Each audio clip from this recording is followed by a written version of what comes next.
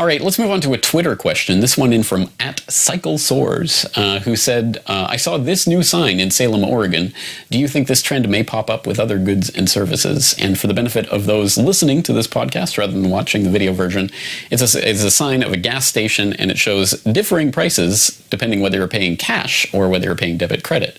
And interestingly here, it's slightly cheaper if you pay cash rather than if you pay debit credit.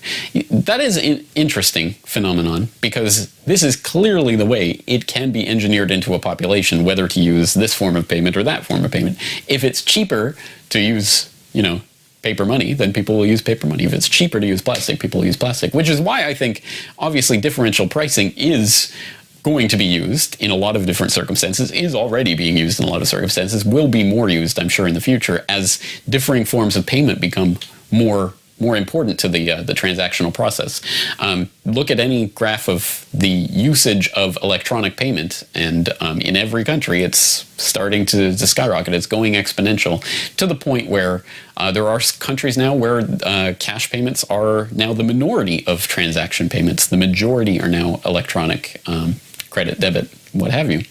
So we are moving into the electronic age, and that's why there are places that will give you a discount if you use cash, because then they don't have to pay the card processor fee. So they save a little bit of money, so they'll pass that saving on to you.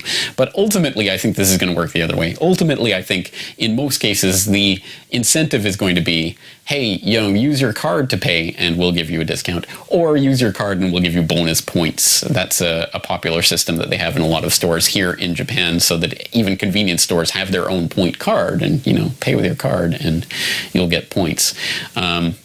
Which is the way of engineering society into accepting the cashless society, which is ultimately where we're heading, which is why I think ultimately that's going to be done. So this is related to that video that I showed in, I can't remember which episode of the podcast it is, but I'll have the link in the show notes, You Are Being Gamed, where I talked about, there was this presentation where this person was laying out very specifically how governments in the future will engineer their citizens' behavior by offering various point games and incentives and rewards. If you take the bus to work instead of driving, you get points, and you can redeem them for whatever, tax rebates or whatever it is.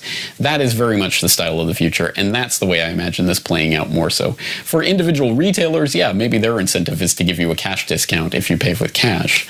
But on the societal level, I guarantee you there's going to be increasing incentives to pay with electronic means, because that's where they want to engineer society. Moving on to the next question.